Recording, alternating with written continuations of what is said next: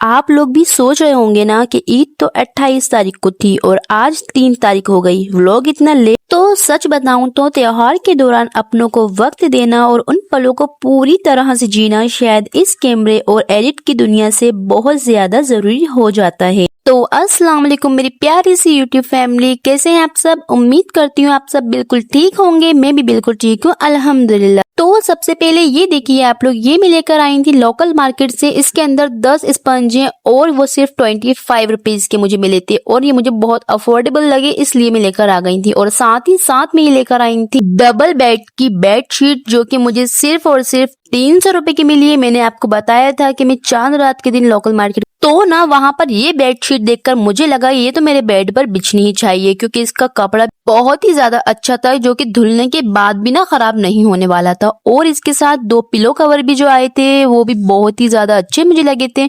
इसके अंदर ना कलर्स का बहुत अच्छा कॉम्बिनेशन था। और जब ना ये हमारे बेड पर बिछेगी तो रूम का एनवायरनमेंट बहुत ही ज्यादा अच्छा होने वाला है, क्योंकि ये खुला कलर है। खुला कलर बेड पर बहुत अच्छा लगता है, उससे हमारा रूम भी खुला खुला लगता है। और ना मुझे ये लोकल मार्केट में ही मिल गई थी। इतना खुला कलर मैंने फर्स्ट टाइम ही लिया है। और चांद रात वाले दिन ना यार वहां इतनी भीड़ थी कि कुछ समझ में ही नहीं आ रहा था कहाँ से शुरू करें कहाँ खत्म करें। पर जब हम जैसे ही थोड़ा सा आगे बढ़े तो वहां मुझे ये सैंडल सिर्फ एक नजर में ही पसंद आ गई थी।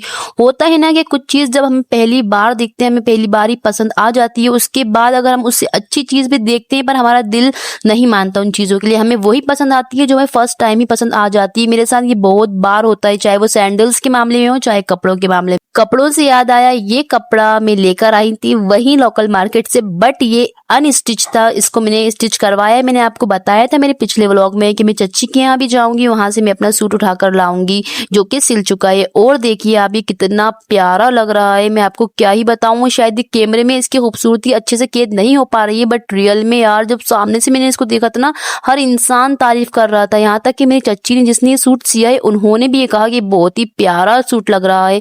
और पहनने के बाद तो मैं आपको क्या ही बताऊं, बहुत अच्छा लग रहा है। मैं जहां जहां ये सूट पहनकर गई हूं ना, हर इंसान ने मेरी बुर्का उतारते ही तारीफ की है सूट देखकर।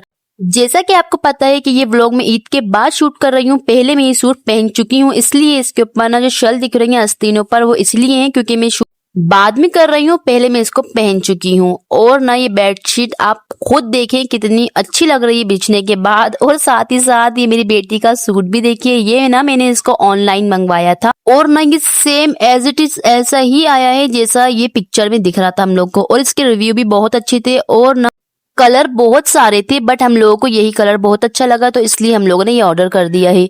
और इस चादर भी आप देखिए कितनी अच्छी लग रही है बिछने के बाद। इससे ना पूरे रूम का लुक एकदम चेंज हो गया था, खुला खुला लग रहा था। और मैंने आपको बताया कि खुली हुई इस कलर की चादर ना मैंने फर्स्ट टाइम बिछाई। व्हाइट चादरों से ना मैं परहेज ही करती हूँ, बहुत ज्यादा जल्दी गंदी हो जाती है। साथ ही ये हेयरबैंड में लेकर आई थी अमायरा के कपड़ों से मैच करती हुई, क्योंकि उसके कपड़ों में मैच हो रहा था। और ये कड़ा लेकर आई थी, सिर्फ एक ही हाथ में मैं उसको ये कड़ा पहनाऊंगी, एक हाथ में चूड़ियां मैं पहनाऊंगी उसको, जो कि उसके कपड़ों से मैच करती हुई मैं लेकर आई हूँ। ये चूड़ियां उसको पहनाऊंगी, मेटल की चूड़ियां हैं, हेयर बैंड और कड़ा, सिर्फ इतना ही। और सैंडल्स भी उसके लिए लेकर आई हूँ। तो उसका तो पूरा डन हो चुका था। अब मैं आ गई थी भाई किचन में, और मैंने आपको बताया था जैसा कि मैं इस पे वॉलपेपर चिपकाने वाली हूँ, पर अभी मेरे पास इतना टाइम बिल्कुल नहीं है। मैं अखनी चढ़ा चुकी थी, अखनी मेरी बिल्कुल तैयार थी, गोश्त भी गल चुका था। मैं जल्दी जल्दी फटाफट ईद की बिरयानी की तैयारी कर रही हूँ, क्योंकि बिरयानी के बिना ईद बिल्कुल ही अधूरी है। जिनके घरों में कुर्बानियां होती हैं उनके यहाँ तो सबसे पहले सुबह सुबह कलेजी बन जाती है, बट जिनके नहीं होती तो सबसे पहले गोश्त की बिरयानी बनती है। तो मेरे हस्बैंड ने कहा वैसे तो हम लोगों की दिन में की दावत थी, बट हमने सुबह सुबह बिरयानी इसलिए बना ली कि बकरा ईद का मजा कुछ घर में भी तो लेना चाहिए ना, इसलिए हमने सुबह सुबह से जल्दी से अखनी चढ़ा दी थी। और बिरयानी की तैयारी भी मैं कर चुकी थी पूरी की पूरी। और दिन की तो हमारी दावत है, पर दिन की दावत का मतलब वही है कि 2-3 बजे ही वहां दावत में जाना होता है, उससे पहले कहाँ ही हम जा पाते हैं, क्योंकि एक दिन पहले की थकावट इतनी होती है कि दोपहर के नाम पे हम शाम को ही घर से निकलते हैं। तो इसलिए मैंने बिरयानी बना ली थी कि अगर उससे पहले हम लोगों को भूख लगेगी तो हम लोग बिरयानी खा लेंगे। दोपहर को मेरे छोटे मामू की दावत है और रात को ना मेरे बड़े मामू की दावत है, तो इसलिए ना मुझे दोपहर के खाने की फिक्र है और ना ही रात के खाने की फिक्र है। इसीलिए ना मैं आज आराम से लेट सोकर उठी हूँ, क्योंकि मुझे कुछ भी काम नहीं था, बस तैयार होकर हम लोगों को जाना था। बिरयानी मैंने इसलिए सुबह बनाकर रख दी थी और बिरयानी बनाने के बाद मैं सो गई थी। फिर उठी हूँ डायरेक्ट में जब हमें दावत में जाना था तब, क्योंकि ना मेरे हस्बैंड और मेरी बेटी सो रहे थे तो मैं जागकर क्या करती, इसलिए मैं भी ना बिरयानी बनाकर सो गई थी। और ना मुझे वॉलपेपर चिपकाना था, जैसा कि मैंने आपको पिछले व्लॉग में बताया था, पर मेरी हिम्मत बिल्कुल भी नहीं हो रही थी, इसलिए मैंने वॉलपेपर नहीं चिपकाया है। अब मैं आपको वो नेक्स्ट व्लॉग में दिखाऊंगी जब मैं वॉलपेपर चिपकाऊंगी, तो मेरे किचन का पूरा रिव्यू मैं आप लोगों को दूंगी। खैर चलिए अब दुनिया की सबसे बेहतरीन खुशबू की तरफ चलते हैं, वो खुशबू जो सिर्फ किचन से आती है जब ईद की बिरयानी बनती है। और हमारे घर में तो ईद तब तक अधूरी है जब तक हर तरफ बिरयानी की महक ना हो। जब लहसुन अदरक के भुन जाने के बाद पुदीना टमाटर और मिर्च डलती है ना, तो जो खुशबू आती है ना, माशाल्लाह क्या ही मैं आपको बताऊं, पूरे मोहल्ले में वो खुशबू फैल जाती है।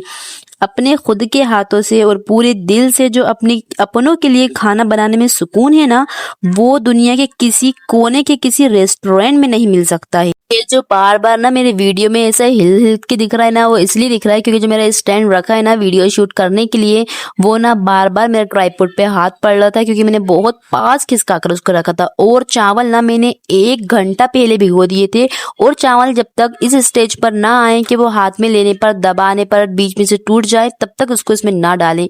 फिर मैंने ना चावल को डालने के बाद भी थोड़ा सा भूना, इसको पूरे सब चीजों को मिक्स करा, मसालों को चावल को आपस में बिल्कुल ही मिक्स कर दिया। उसके बाद ना मैंने इसके अंदर पानी डालकर इसको दम पर चढ़ा दिया था। अब ये बिरयानी जब तक दम पर लगी है तब तक मैंने बाकी काम और अपने निपटा लिए थे। और ये देखिए खुलने के बाद बिरयानी ऐसी हो रही थी। बस इसके अंदर ना मुझे जर्दे का रंग भी डालना था, तो मैं जल्दी जल्दी से जो रखा था जर्दे का रंग, मैंने वो ना बिरयानी में घोलकर डाल दिया था। उसको इस तरह से डाला था थोड़ा सा, ताकि वो कहीं कहीं के चावल में ही जर्दे का रंग हो, क्योंकि पूरी लाल बिरयानी ना अच्छी नहीं लगती है। इसलिए मैंने इसको क्रॉस करके ऐसे डाला था ताकि कहीं कहीं के चावल में हो जाए जर्दे का रंग, बाकी ना वाइट ही रहे, तभी वो बिरयानी लगती है, पुलाव लगता है। खैर हम ना पुलाव के अंदर जर्दे का रंग नहीं डालते हैं, वो सिर्फ सिंपल प्लेन वाइट ही बनाते हैं हम।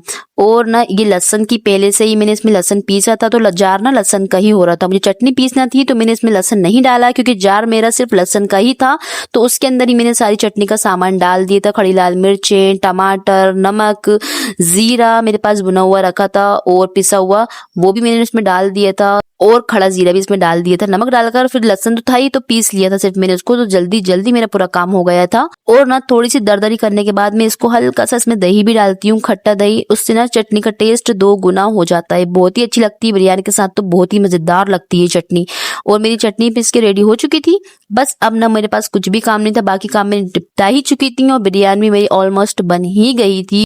बस ना एक काम जो मैंने सोच कर रखा था वो मेरा आज नहीं हो पाया है, वॉलपेपर चिपकाना था मुझे। ब्लैक प्लेटफॉर्म जो मेरे नीचे दिख रहा है उस पे मेरा व्हाइट वॉलपेपर लगा हुआ था, बट वो ना मैंने निकाला था। मैंने पिछले व्लॉग में आपको दिखाया था कितनी मुश्किल हुई थी वो वॉलपेपर मुझे निकालने में, बहुत ही मुश्किलों से वो निकला था। और मुझे ना चांद रात के दिन वो चिपकाना था वापस से, बट ना मेरे पास ना बिल्कुल टाइम है और ना ही हिम्मत है कि मैं अब उसको चिपका पाऊँ, तो मैं उसको बाद में ही चिपकाऊंगी। और दूसरा मुझे ना ये गैस के स्टैंड में लेकर आई थी, मेरी गली में आए थे बेचने वाले अंकल, तो मैंने उनसे ना स्टैंड ले लिए थे। मेरे गैस के जो स्टैंड है वो बहुत ज्यादा खराब हो रहे हैं, आप देख सकते हो वीडियोस में।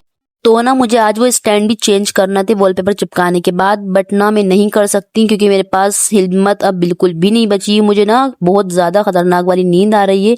और ये बिरयानी भी आप देखिए, खुद देखिए कितनी अच्छी बनी है ना, इतनी टेस्टी, और खाने में भी बहुत टेस्टी थी, बहुत ज्यादा टेस्टी थी। और ना अब आती हूँ मैं उस बात पर जो आप सोच रहे हैं कि व्लॉग इतना लेट क्यों। तो 28 तारीख से लेकर आज 3 तारीख तक मेरा फोन साइलेंट पर ही रहा है। अक्सर पता है क्यों?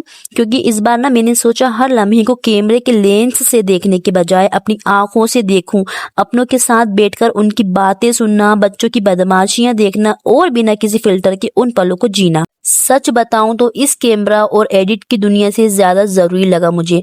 कुछ यादें ना कैमरे में कैद करने से ज्यादा ना दिल में महफूज करनी चाहिए हमें। मैंने ना पोनीटेल सिर्फ नहाकर निकली थी और मुझे जाना था थोड़ी दूर, तो इसलिए बांधी थी, पर वहां जाकर मैंने बाल खोल लिए थे अपने, और मेरा लुक बहुत अच्छा लग रहा था। भले इस कैमरे के अंदर इस आईने में मेरा इतना अच्छा लुक ना लग रहा हो, क्योंकि मुझे खुद ही इसमें अच्छा नहीं लग रहा, बट रियल में बहुत ही अच्छा लग रहा था। और मेरी बेटी तो बहुत ही ज्यादा प्यारी लग रही थी।